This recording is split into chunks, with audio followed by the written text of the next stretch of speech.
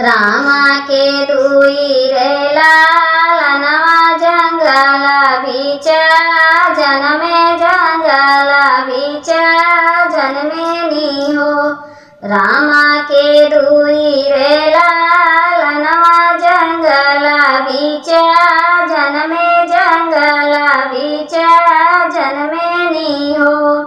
सखिया सीता के नयन के पुतरिया कुसुम जैसे सुंदर हो।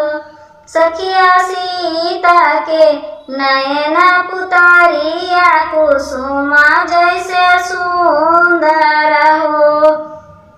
सीता के नारमी जिगरिया ता फूलावा से सुंदर ता फूलावा से सुंदर हो। ललना हिरानी के जैसे नयनवा जंगल बीच सिसकाई हो। ललना हिरानी के जैसे नयनवा जंगल बीच सिसकाई हो। लवकुश के मोहनी सूरतिया ता सीता निरखाई हो ता सीता निरखाई हो। लवकुश के मोहनी सूरतिया ता सीता निरखाई ता सीता निरखाई हो। सखिया धीरे धीरे पलना झुलावई माना ही माना सोचाई ता माना ही माना रोवाई हो। सखिया धीरे धीरे पलना झुलावई माना ही माना रोवाई हो। आजू होते अवधपुर महलिया जगमग होतई। आजू होते अवधपुर महलिया जगमग होतई। सखिया सासुरु होते राजा दशरथ ता मोतिया लूटौते ता मोती लूटौते नी हो। सखिया होते राजा दशरथ ता मोतिया लूटौते ता मोतिया लूटौते नी हो। सासू होतीन कौशल्या रानी तायाना धन लूटौतीन तायाना धन लूटौतीनी हो।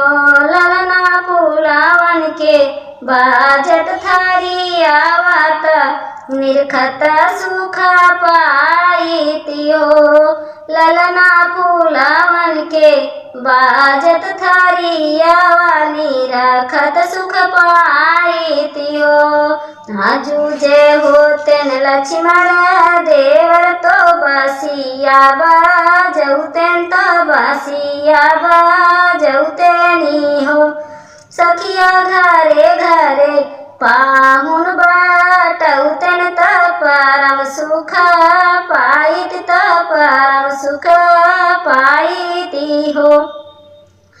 घर घर से आऊ तीन गो तिनिया त पलाना झूलौतीन त पलाना झूलौतीनी हो।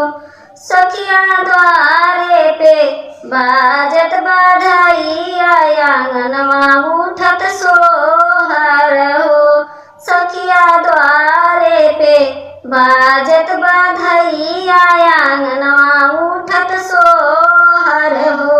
ऋषि वाल्मीकि जी के आश्रम ललना हमर खेलाई ललना हमर खेलाई हो।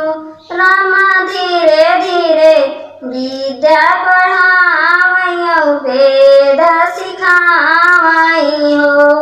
रामा धीरे धीरे विद्या पढ़ावई त वेद सिखावई हो।